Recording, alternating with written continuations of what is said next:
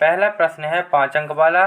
निःश्वसन तथा निःश्वसन में 4 अंतर बताइए। आपको 5 अंतर दिए गए हैं, आपको 5 अंतर अच्छे से तैयार कर लेना है। तो इसका पहला अंतर है, इस क्रिया में वायुमंडलीय O2 युक्त वायु फेफड़ों में प्रवेश करती है और निःश्वसन में इसमें फेफड़ों से CO2 युक्त वायु बाहर निकाली जाती है। नंबर 2 कि इसमें बाह्य अंतरापार्श्विक पेशियों तथा डायफ्राम की रेडियल पेशियों में संकुचन होता है। नंबर दूसरा, इसमें अंतः पार्श्विक पेशियों तथा रेडियल पेशियों में संकुचन होता है। नंबर 3, डायफ्राम चपटा तथा स्टर्नम नीचे की झुका होता है। इसमें डायफ्राम गुंबदनुमा तथा स्टर्नम ऊपर खिसक जाता है। नंबर 4, इस क्रिया के दौरान पसलियां बाहर और आगे की ओर खिसकती हैं। इसमें पसलियां भीतर और पीछे को खिसकती हैं। नंबर 5 है कि प्लूरल गुहाओं का आयतन बढ़ जाता है, प्लूरल गुहाओं का आयतन क्या हो जाता है, कम हो जाता है। इस प्रकार आपका यह आंसर पूछा गया था, आपको तैयार कर लेना है। जो अगला अंतर है कि धमनी और स्राव में अंतर लिखिए। 4 अंतर लिखने आपको। तो इसका पहला है कि यह वाहिका रक्त को हृदय से शरीर के विभिन्न भागों तक लाती है। इनमें बहने वाला रक्त सामान्यतः शुद्ध होता है। स्राव में देखते हैं, रक्त को शरीर के विभिन्न भागों से हृदय तक लाती हैं, एक अपवाद को छोड़कर इसमें बहने वाला रक्त अशुद्ध होता है। नंबर 2, इनकी दीवार मोटी, लचीली तथा गुहा सक्रिय होती है। इनकी दीवार पतली और गुहा चौड़ी होती है। इसी प्रकार आपको 4 अंतर याद कर लेने हैं और इन्हें प्रश्न बैंक में आया क्वेश्चन से तैयार कर लेना है। वार्षिक परीक्षा में भी आ सकता है ये। अगला देखते हैं। अगला प्रश्न है जो आपसे इम्पोर्टेंट प्रश्न पूछा गया कि मानव हृदय को पेशीजनक क्यों कहते हैं। इतना क्वेश्चन आपसे पूछा गया है। तो इसका आंसर हम देखते हैं कि मानव हृदय को पेशीजनक इसलिए कहते हैं क्योंकि क्या होता है कि क्योंकि विशिष्ट पेशी तंतु ऐसे नोट के कारण हृदय स्पंदन का प्रारंभ स्वयं क्या हो जाता है, हृदय पेशी द्वारा होता है। मायो होती हैं, जैनिक होते हैं। निम्न वर्ग के जंतुओं में न्यूरोजोनिक होता है, जिसमें हृदय स्पंदन का आवेग तंत्रिका जनित होता है। इस प्रकार आपको पूरा आंसर लिख लेना है, ए भी और ए भी। इसी प्रकार आपका अगला प्रश्न देखते हैं।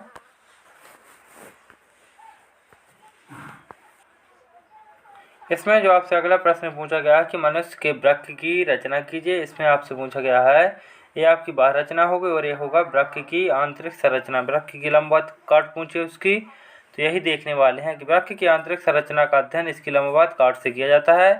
प्रत्येक वृक्क के अंदर 2 स्पष्ट भाग दिखाई देते हैं, एक बाहरी कॉर्टेक्स और एक भीतरी कॉर्टेक्स। इस प्रकार आपका ये आंसर हो जाएगा।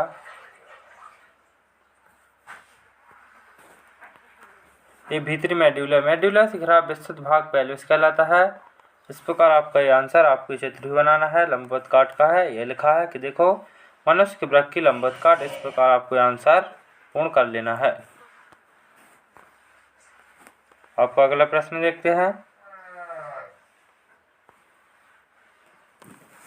अगला प्रश्न पूछा गया है, ये बहुत ही आईएमपी प्रश्न है।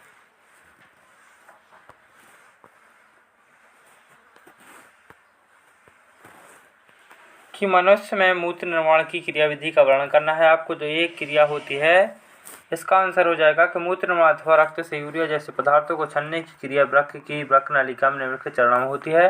पहला चरण है अति सूक्ष्म छनन। नंबर 2 पुनः अवशोषण और एक और चरण होता है, नंबर 3 होता है स्त्रावण। इस प्रकार आपका ये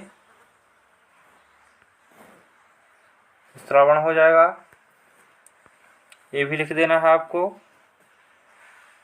मैं आपको स्पष्ट दिखाता हूँ। स्त्रावण में लिख देना है आपको कि ग्लोमेरुलस के छलने के बाद भी रक्त में कुछ उत्सर्जी पदार्थ शेष रह जाते हैं। यह उत्सर्जी पदार्थ सक्रिय रूप से वृक्क नलिका के भागों रूप से DCT में इंटरस्टिशियल द्रव से मुक्त कर दिए जाते हैं। छलन पुनः अवशोषण व स्त्रावण से वृक्क नलिका में गाढ़े मूत्र का निर्माण हो जाता है। इस प्रकार आपको एक चित्र भी बना देना है। इस प्रकार आपका यह आंसर पूर्ण हो जाएगा। फिर देखते हैं आपका अगला प्रश्न है।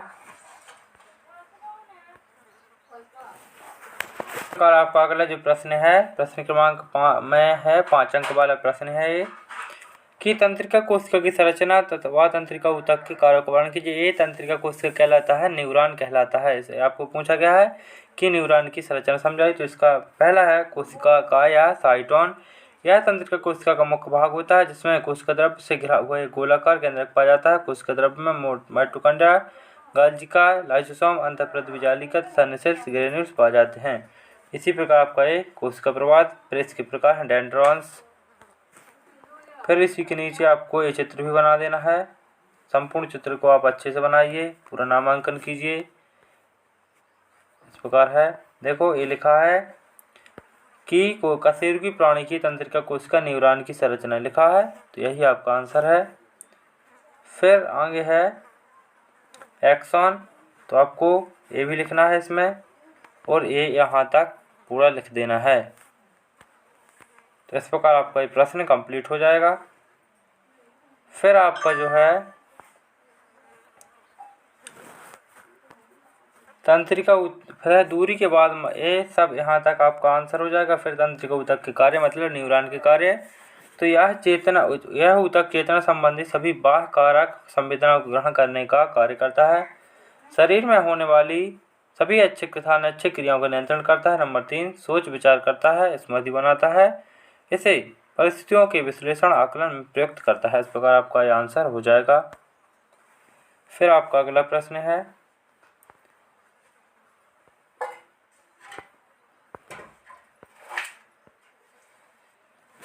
अगला प्रश्न है आपका कि रुधिर का थक्का बनने की प्रक्रिया को समझाइए। आप इसका बदल के आ सकता है आपको कि प्रोथ्रोम्बिन का निर्माण शरीर में कहाँ होता है, इसका क्या कार्य है। तो इसका पहला है प्रोथ्रोम्बिन का निर्माण यकृत कोशिका में होता है। यह एक निष्क्रिय एंजाइम होता है जो रक्त का थक्का बनाने में सहायक है। रक्त के थक्का बनने की प्रक्रिया जटिल है। इस प्रक्रिया का विस्तृत विवरण होवेल नामक वैज्ञानिक ने दिया था। इसके अनुसार थक्का या रक्त स्कंदन की प्रक्रिया निम्नलिखित चरणों में पूरी होती है। तो सबसे पहले इसमें क्या होता है, प्रोथ्रोम्बोप्लास्टिन का निर्माण, फिर थ्रोम्बन का निर्माण। इसी प्रकार है आपका, इसी के नीचे लिखना है आपको फाइब्रिन तंतुओं का निर्माण। तो प्लाज्मा के फाइब्रिनोजन को थ्रोम्बिन फाइब्रिन में तंतुओं में बदल देता है जो कटे स्थान पर जाल बना देता है। इसमें रुधिर को कणिका उलझकर थक्का बना देती हैं और रक्त स्राव रुक जाता है। इस प्रकार आपको ये संपूर्ण पैराग्राफ को अच्छे से तैयार कर लेना है। ये बहुत ही इम्पोर्टेंट प्रश्न है। अगला प्रश्न देखते हैं। अगला है आपका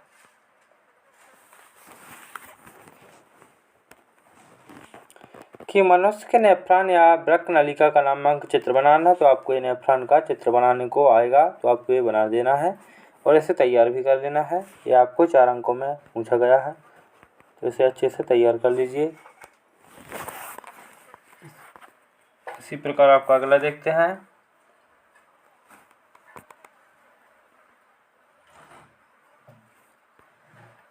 अगला है कि हार्मोन्स एवं एंजाइम में प्रमुख अंतर बताइए। तो आपको कोई 4 या 5 अंतर अच्छे से तैयार कर लेने हैं। तो इसका हार्मोन्स का देखते हैं कि हार्मोन्स अंदर स्रावी कोशिकाओं द्वारा स्रावित होते हैं तथा रक्त के माध्यम से संचरित होकर अन्य कोशिकाओं के उपापचय को प्रभावित करते हैं। इसका देखते हैं। एंजाइम का संश्लेषण शरीर की प्रत्येक कोशिका द्वारा होता है या इनका उपयोग प्रायः स्वयं इनका संश्लेषण करने वाली कोशिकाओं अथवा संबंधित ऊतकों व अंगों में ही होता है।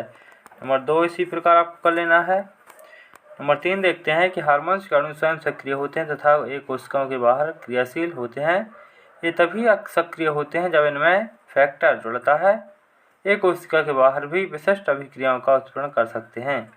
इस प्रकार आपको 4 अंतर लिख देने हैं। अगला प्रश्न देखते हैं आपका।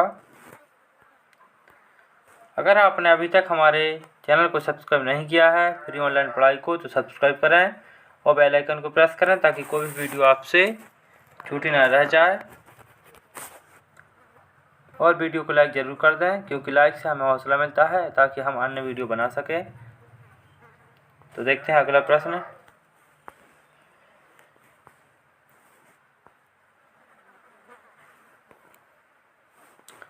अगला प्रश्न है जो आपका है कि ऑक्सीशोषण तथा नाक्सी शोषण में आपको अंतर लिखने हैं। तो इसका है आक्सीका कि इसमें ऑक्सीजन की आवश्यकता पड़ती है, इसमें ऑक्सीजन की आवश्यकता नहीं पड़ती। इसमें भोज्य पदार्थों का पूर्ण रूप से ऑक्सीकरण होता है, इसमें भोज्य पदार्थों का पूर्ण ऑक्सीकरण होता है। इसका अंतिम उत्पाद CO2 और जल है, इसका अंतिम उत्पाद CO2 और एल्कोहल है। इसी प्रकार आपको कोई 10 अंतर दिए गए हैं, आपको कोई छोटे छोटे अंतर कोई 5 या 6 कर लेने हैं, तो ये आप कर लीजिए और इसे अच्छे से आंसर को तैयार कर लीजिए। अगला देखते हैं।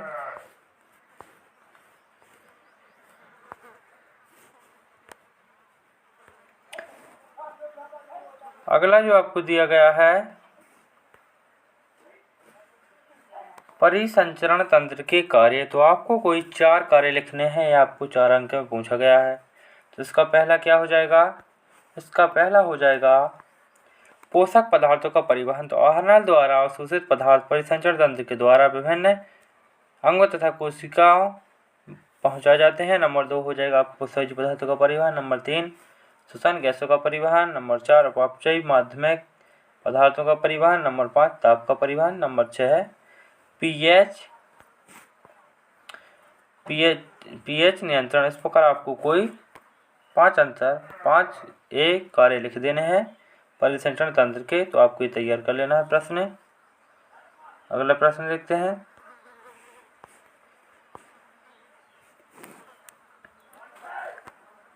अगला है आपका कि धमनी और स्राव में अंतर लिखना है, तो आपको ये अंतर भी जरूरी है। तो इसका पहला है कि धमनियाँ रुधिर को हृदय से अंगों की ओर ले जाती हैं, ये हमने पहले देख लिया है, आप चाहे तो ये भी लिख सकते हैं।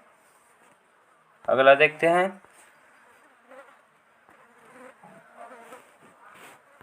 एक प्रश्न आपसे पूछा गया था कि हार्मोन्स क्या है। इसका आंसर हम देखने वाले हैं कि हार्मोन्स ऐसे रासायनिक संदेशवाहक पदार्थ हैं जो किसी बाह्य या आंतरिक उद्दीपन के कारण अंतःस्रावी ग्रंथियों द्वारा स्रावित होते हैं तथा रक्त के माध्यम से परिसंचरित होकर लक्ष्य कोशिकाओं के कार्य को प्रभावित करते हैं। आपसे पूछा गया था फुल आंसर ये हार्मोन्स क्या है, इसके कार्य लिखिए। तो हमने हार्मोन्स देख लिया है, अब इसके कार्य देखते हैं। इसके कार्य हैं कोई 6 कार्य लिखने हैं। तो इसका पहला जो कार्य है उपापचयी क्रियाओं का नियमन एवं नियंत्रण करना, वृद्धि एवं विकास आदि का नियंत्रण करना, शरीर में सम स्थापन बनाए रखना। इसके अगले अंतर देखते हैं। अगला जो अंतर है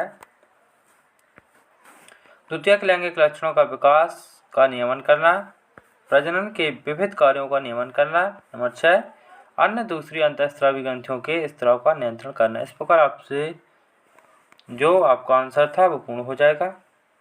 आपसे इकाई 5 में 3, 4, 5 अंक वाले प्रश्न पूछे गए थे, तो आपने इन सभी प्रश्नों का हल इस वीडियो में देखा है। कोई 3 या 4 प्रश्न रह गए हैं, तो इन प्रश्नों का हल मैं अगले वीडियो में आपको प्रोवाइड करवा दूंगा। तो अभी तक आपने हमारे चैनल को सब्सक्राइब नहीं किया है तो सब्सक्राइब कर लें तथा बेल आइकन को प्रेस कर लें और इस चैनल से जुड़ जाएं, ताकि ये वीडियो ये चैनल क्या है आपके लिए बहुत ही यूजफुल होने वाला है, क्योंकि यहाँ पर प्रश्न बैंक रोज़ अपलोड हो रही हैं। तो आप जुड़े रहिए और प्रश्न बैंक देखिए।